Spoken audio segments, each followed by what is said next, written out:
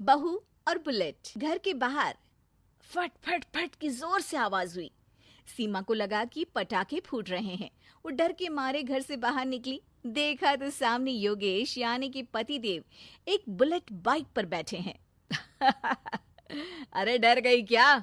Bike लेकर आया हूँ तुम्हें घुमाने के लिए। सच में? मुझे लगा पटाखे फूट रहे हैं। अरे पटाखे भी फूटेंगे और मिठाई भी बटेगी। माँ को तो बुलाओ।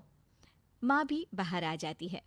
अरे योगेश बेटा, इतनी जल्दी आ गया? और ये गाड़ी किसकी है? साहब की है? हाँ माँ, तुम्हारा बेटा साहब से कम है क्या? मेरी ही है।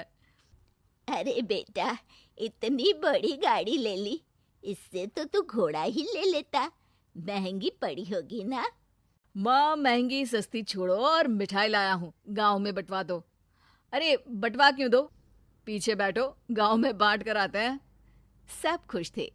योगेश गांव के बाहर एक कोयले की खदान में मजदूरी करता था। मेहनत और अकल से उसने वहां ठेकेदारी का काम सीख लिया और सूझबूझ से ठीक ठाक पैसा बनाने लगा। गांव में बात फैल गई कि योगेश के घर धमाका गाड़ी आई है। ऐसी गाड़ी पहले कभी किसी ने गांव में तो देखी नहीं थी। योगेश और माँ गाड़ी से वापस घर आ जाते हैं।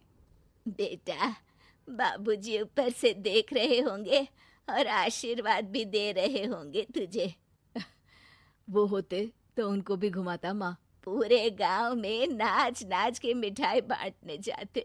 जैसे मैंने नाच नाच के बांटी थी जब वो अपने लिए एक साइकिल लेकर आए थे। बस बस, बाबूजी दो बात भी सुनाते कि फटफट वाली फटपटी ले आया। सीमा आगे कहती है, अपने लिए तो ये गाड़ी ले आए और मेरे लिए? अरे ये गाड़ी तुम्हारे लिए ही तो है। पक्का मेरे लिए है? अरे पक्का तुम्हारे लिए है।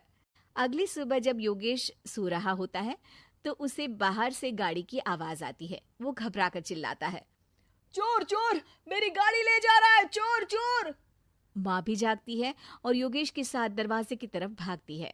जैसे ही दोनों बाहर निकलते हैं तो देखते हैं कि सीमा गाड़ी चला रही है। अरे बहू, नाक कटवाओगी क्या? ये क्या कर रही हो? अरे गिर जाओगी, ये क्या कर रही हो तुम? सीमा गाड़ी को रोक कर कहती है, सारे गांव में घुमा लाई, कहीं नहीं गिरी। क्या? सारे गांव में घुमा लाई? अरे लोग क्या कहेंगे बहू? सोचा क्या एक बार? यही कहेंगे कि कितनी अच्छी गाड़ी है। अरे तुम्हारे बारे में। हाँ, कहेंगे ना कि देखो कितनी अच्छी गाड़ी पर बैठी है। बहू गाड़ी रखकर योगेश और सासू माँ के पास जाती है। तुमने कब गाड़ी चलाना सीखा? हमारे बाबूजी के पास पुरानी स्कूटर थी, सीख ली। फिर स्कूल में एक मास्टर जी भी ऐसी ही गाड़ी लेकर आते थे, उन्होंने सिखा दी। हाँ हाँ, स्कूल के मास्टर आजकल यही सब तो सिखा रहे हैं। पढ़ाई का कुछ सिखाते तो कुछ भला होता। अरे बहू, अब गाड़ी मत चलाना। हमारे परिवार में कभी किसी औरत ने पीछे से आगे की सीट पे आने की हिम्मत नहीं की है। तुम भी मत करना, समझी? जी समझ गई माँ जी। सीमा सास की बात सुनकर चुपचाप रसोई में जाकर उदास होकर खाना पकाने लगी है। सास सुबह सुबह मंदिर से पूजा करके लौट रही होती है। तभी उसे दो औरतें रोक लेती हैं और कहती हैं, अरे बहू को थोड़े अच्छे लक्षण भी सिखा दो। गाड़ी चलाने निकली थी, गांव की मर्यादा का कोई ख्याल नहीं है। वही तो। अरे पैसे आने लगे हैं तो क्या मतलब कि किसी रीति रिवाज को नहीं मानोगे? अरे समाज में रहना है तो समाज के ढंग से ही रहना पड़ता है। अरे लाज भी नहीं आई बहू को? चूल्हे चौके से निकलकर सीधे गाड़ी लेकर चौराहे चबूतरे नाप लिए, फट फट फट करते हुए। अरे कुछ कह देना उसे।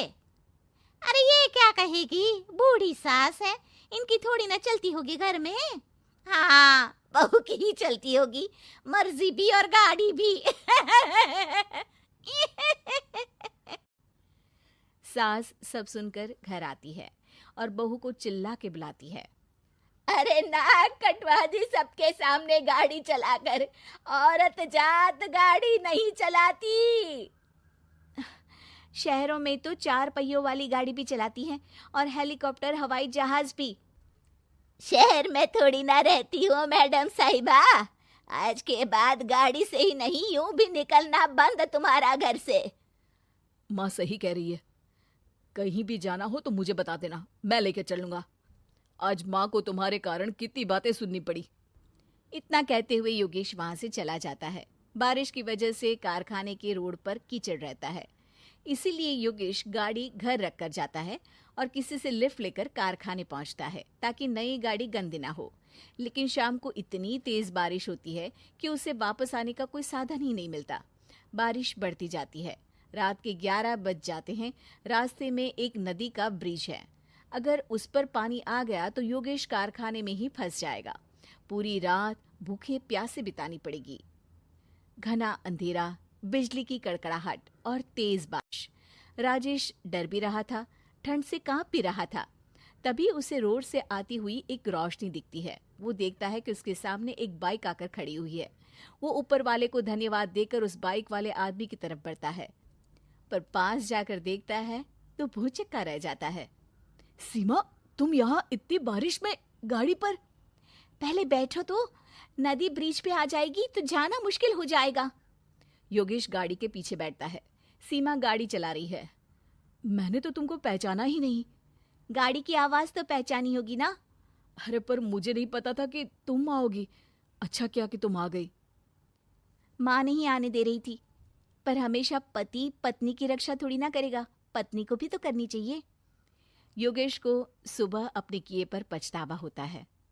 उसकी आंख में आंसू आ गए जो बारिश की बूंदों में बह गए थे।